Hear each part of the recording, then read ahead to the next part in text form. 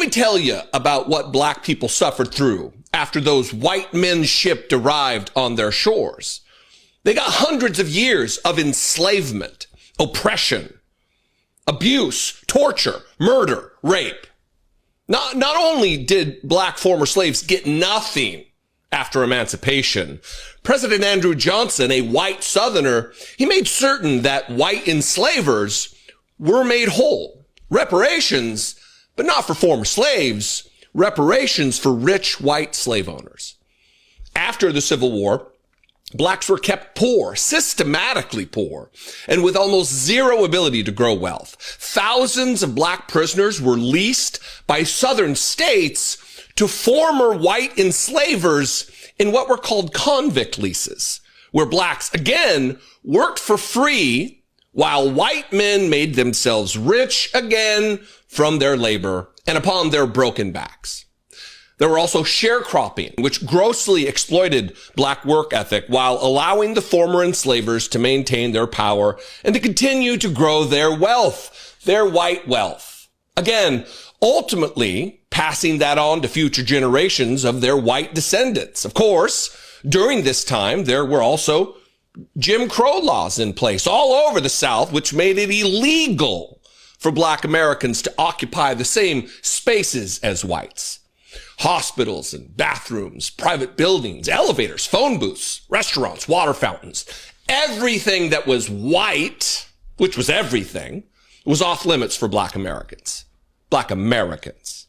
Jim Crow laws also intended to force black people into indentured servitude, to limit their voice in the political system by stripping away their constitutional rights to vote, and to control where they live.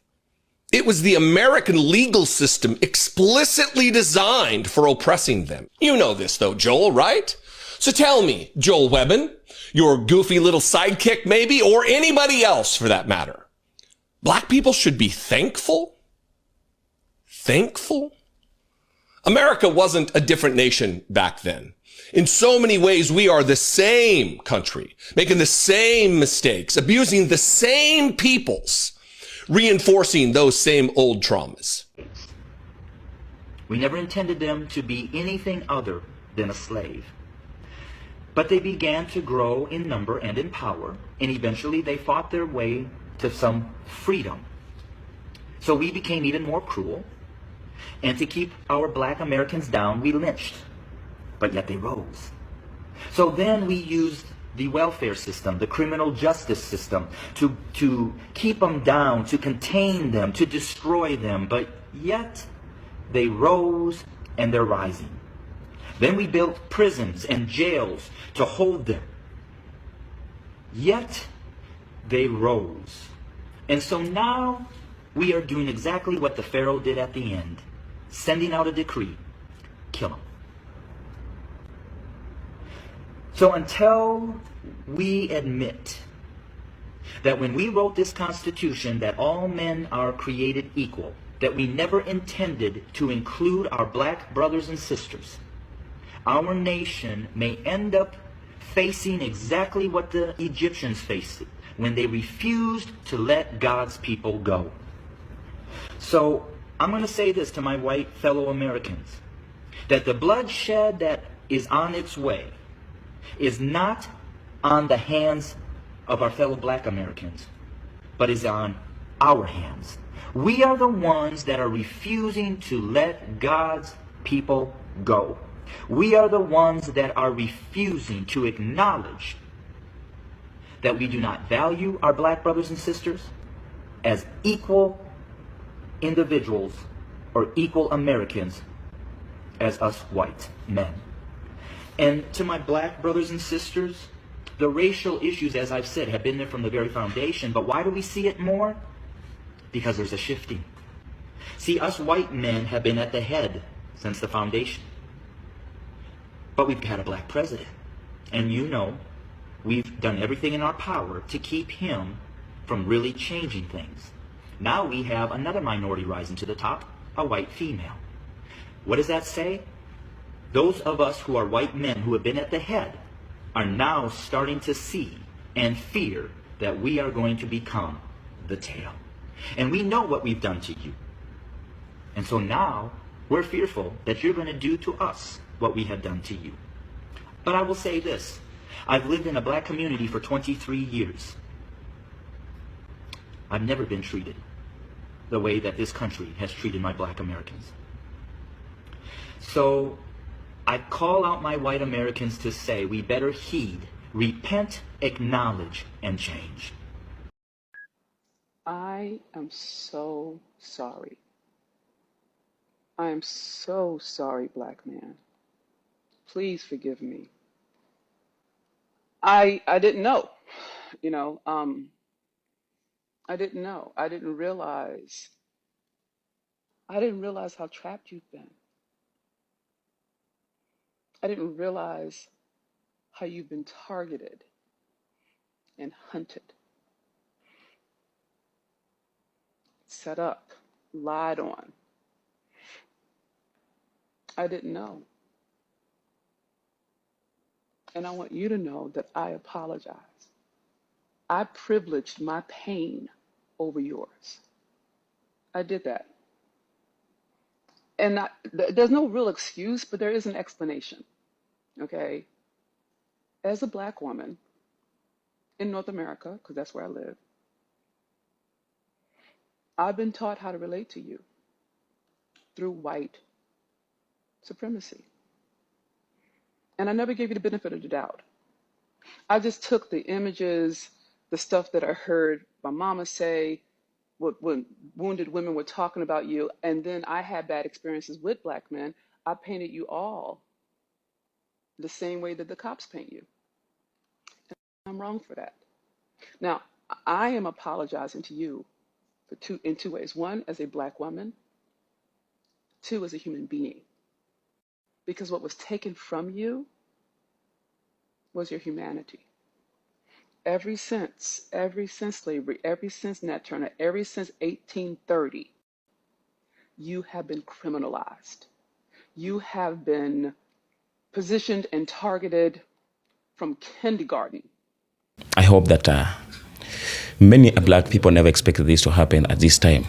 Never, many never expected this. So whenever we are, before we do something, before we speak much, let's share our ideas. Let's share our thoughts on what do you think about this.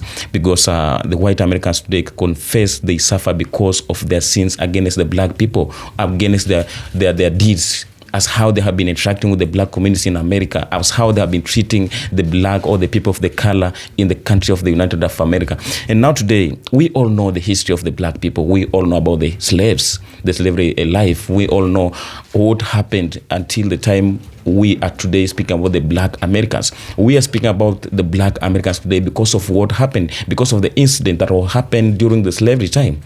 If slavery was not happened, then we would have not today be coming here to speak about the African American. But because of that incident, because of what happened, that's the reason as to why today we always come here and speak about the African Americans and how they are living, how they are being treated, how they are being oppressed in the country of America, the country that their forefathers, their ancestors contributed hugely in building, not only building, but again, they did great in building the economy of this country, which today they're suffering, they are dying, having no one to protect them, having no one to address their issues, having no one to defend them. So the black people are the people who have been believed to be the people of bad luck, the people who are not good. They were not believed in anything that they could have come out to do. So today, because of the problems that is affecting today the country of America, which today is hitting the whites so much, that's the reason as to why today we experience the white coming out online, internet, or to the internet, through the TikTok, experiencing and explaining themselves on how they have been treating reason. So, if I can say that if the whites never turned out to vote for Donald Trump, and maybe Trump to change the life of America to be as how it is today, we would have not experienced the white people coming out to speak their truth. But because they made up their choice, which they believe that is going to change everything from that country, which they believe that is going to be a solution to their problems. That's why today we are experiencing all that is happening. That's why today we are coming to know the truth of all that years, the truth that was hidden. And the people who knew this truth, they were there knowing the truth, but again, they were the one who are oppressing and making the people of color to live under a miserable life, under the hard circumstances. So they are the one who created all these problems. Again, they are the one who have been coming out to accuse the people who are not concerned about these problems. So today, even if they come out to speak about all that they are speaking, we appreciate to know the truth. We appreciate for their coming out and trying to tell the world of all that they have been doing or committing against the people of color. But again, this will not bring out any solution, because the black people who are moving out of this country today, they have already made up their decisions. They have already made up their minds that this is the way and this is what we want, because these people have been living in this country under this same life for so long. The black people of who are first in the country of America, who are the people who were slaves, the people who are enslaved in this country, they passed through the same life that the current generation have been passing through. But they never had that voice to come out and address their issues. They never had someone to come and fight for them. I remember during the time of Barack Obama, when he was elected as the leader and the president of the United States of America, the black people came out. They celebrated, they cheered Barack Obama's name. They believed in the first black man to lead that country. They believed that is the time that their problem was going to come to an end, because they believed that for the first time the black man is going to lead that great country. But what happened after his victory? He started to rule this country just the same as other leaders ruled. He came and continued ruling under the system. He came in and started ruling this country just like the pioneers and the founders who were ruling this country. The people of color still lived under oppression. They were still killed. They were still humiliated. We all know that Barack Obama was the person who was behind the death of Muammar Gaddafi. Instead of him going to defend, instead of him maybe being one of the defender to his fellow black man, he was the one who signed for the death of Muammar Gaddafi. And now today, you want to tell me that the black have to believe in Donald Trump, the white man, the yellow man, who is there only to fight for the interest of the whites, whose mission is to prioritize the whites' interest. So the white Americans confess their suffering today that they suffer because of their sins against the black Americans. It is the truth. This is the true, purely true. But again, this has nothing to do with the black community, because the people today who are living today in America still, the people who are of color, all that they're doing is that some of them, when you go and ask them about this governance, about this regime, they are asking for segregation because they want to live their own life. They want to live their own life because this is the kind of the life that they have been living for that long. There's no way of the whites' hypocrisy, because there is no way you living with the people who pretend to be or to support or to hold your hands in the time of problems. But the same people are the one who are causing all the problem that is affecting you. So this is the time that we say it is awaited time, the prophesied time, and the white has nothing, the blacks has nothing to do with this. They have nothing to do with this. So they lived protecting or limiting the black Americans to reunite with the black Africans because they feared this unity could have resulted to a greater thing, which could have affected this with the white supremacy. But again, what they have been living, protecting, or limiting is what is happening today, and they have nothing to do with it, because all that is happening today, we believe that this is the time that was planned, that something like this will come to happen. And because time has come, whether they come out to speak the truth, whether they do all they do, there is nothing that can be changed at this time, because we believe, and I believe, that it's too late. So I will not take much of your time. Just tell me to have the comment section, and I appreciate your support for the people who are still following and subscribing, sharing, and commenting on my video. I do really appreciate your support, because we have to do this. This is our time. This is the time that we have to raise our voice. We have to raise our voice, share ideas, and really know what we can do, what shall be done, maybe to change something through discussing and sharing ideas. A lot of things is changing.